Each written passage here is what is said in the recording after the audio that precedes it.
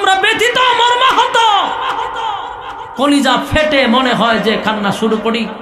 আল্লাহ তাআলা অল্প সময়ে গোটা বাংলাদেশে সে বিপ্লব ঘটায় চলে গেছে।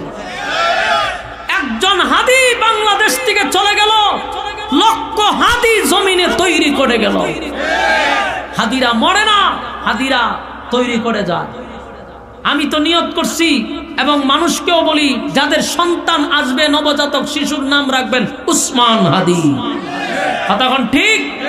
আগামী প্রজন্মের প্রত্যেকটা ঘরে ঘরে যারা সন্তান হবে, ছেলে সন্তান হবে, প্রত্যেকের নাম রাখবেন উসমান হাদি। আগামী প্রজন্ম যেন বুঝতে পারে একজন হাদি লক্ষ হাদি তৈরি করে গেছে। ঠিক না বা ঠিক? এমন জীবন গঠন করো, মরিলে হাসিবে তুমি, কাঁদিবে বোবা। এমন জীবন গঠন করে না তুমি মরলে মানে হাসে আলহামদুলিল্লাহ করো। কুত্তা বিলায়ও মরে, তুমিও মরলা, তাহলে আল্লাহ মানুষ সৃষ্টির শ্রেষ্ঠ বানাইলো কেন? দেশপ্রেমিকরা হলো জেলখানায় আছে, কোনো অপরাধ নাই। বিডিআরের অনেক সৈন্যরা জেলখানায় আছে, কোনো অপরাধ নাই। আজকে 18 বছর ধরে তাদেরকে জেলখানায় বন্দী করে রাখছে। এদের জামিন হয় না, সন্ত্রাসদের জামিন দেওয়া হয়। মানুষ খুন করে এমন সন্ত্রাসকে জামিন দেওয়া হয়। এই বাংলাদেশে যদি সুষ্ঠু বিচার না হয়, এক হাতিকে হত্যা করার পরে লক্ষ হাতি তৈরি হয়েছে, যদি তার জমিনে সুষ্ঠু বিচার করা না হয়, কসম খোদার এই বিচার ব্যবস্থা পাল্টায়া দিতে হবে। নতুন করে আবার বিচার ব্যবস্থা শুরু করতে হবে। আমরা আর বিচার চাইবো না, এখন থেকে আমরা নিজেরাই বিচার করা শুরু করবো ইনশাআল্লাহ। বহু বিচার চাওয়া হয়েছে যে বাংলাদেশের একজন তরুণ, একটা তরুণ ছেলে দুনিয়া থেকে বিদায় হয়ে গেছে।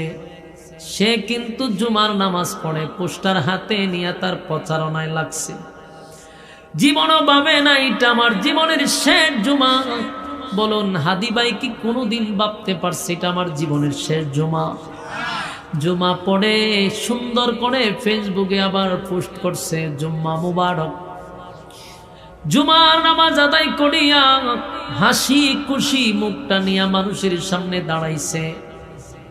কল্পনা করে নাই এক শুক্রবার তার মাথায় গুলি করা হয়, আর এক শুক্রবার তার জানাজা পড়া হয়। এটাই হলো দুনিয়া, এটাই হলো দুনিয়া। আজকে বহু মানুষ রাস্তাঘাটে ঘোরাঘুরি করতেছে, বহু মানুষ আড্ডায় ব্যস্ত আছে, আর কিছু মানুষ এখানে বসে আছে। যদি আমাদের জীবনের শেষ মাহফিল হয় রে, তাহলে যারা বসলো তারা সাকসেস, যারা বসতে পারলো না তাদের